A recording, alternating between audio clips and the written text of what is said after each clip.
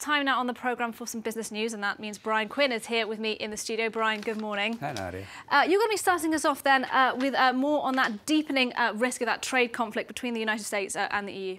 That's right. The European Commission is warning that Donald Trump's threats to slap import tariffs on European cars could result in retaliation on up to $300 billion worth of American goods.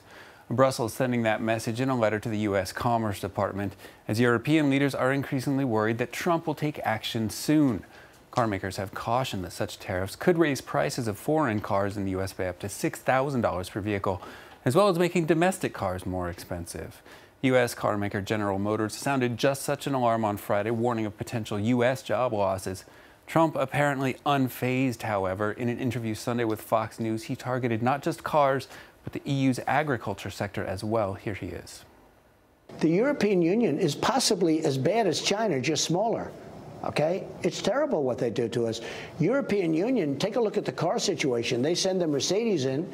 We can't send our cars in. Look what they do to our farmers. They don't want our farm products. Now, in all fairness, they have their farmers, so they want to protect their farmers. But we don't protect ours, and they protect theirs.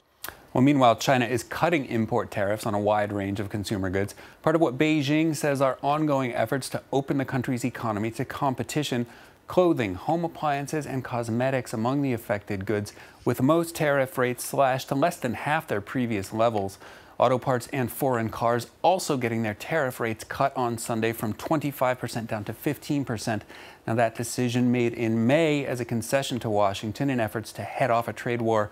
But an escalation of tensions since then mean that the relief will be very brief for U.S. car makers as Beijing prepares to slap new import duties of 25% on U.S. cars this Friday, July 6th. Chinese analysts say the market opening moves should make their industry stronger. The import tariff cuts, together with the waiver of equity caps for auto joint ventures, will push Chinese automakers to become stronger. The pressure will also drive innovation in our automobile companies by creating a new competitive environment. Let's check in on the markets now. European indexes opening in the red Monday amid political concerns over Germany's fragile coalition government and worries over those potential U.S.-EU auto tariffs. London's FTSE 100 off by 0.7%.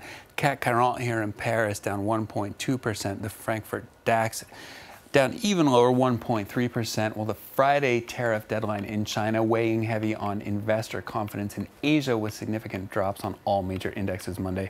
Hong Kong's Hang Seng is closed for a holiday. Everything else down. Tokyo's Nikkei off by over 2.2%. Shanghai Composite well over 3%.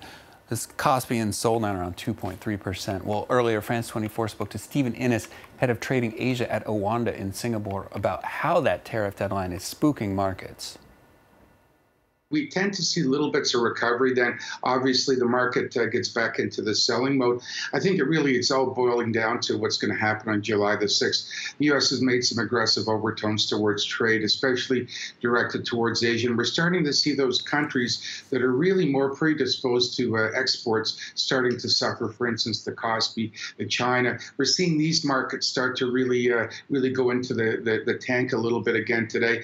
Obviously, it comes down to the date. It comes down to the size, it comes down to the depth as to where we're going to be driven. So I'm not expecting a huge sell-off, but I'm not expecting any rally, perhaps a little bit of consolidation on the days ahead before the big date, July the 6th.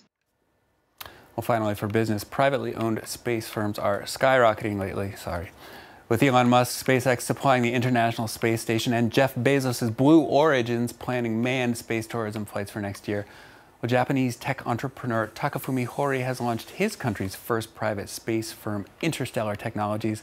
As we see here, the Momo 2 rocket not quite up to speed yet. Its second attempt at launch ended in a fireball on the launch pad over the weekend.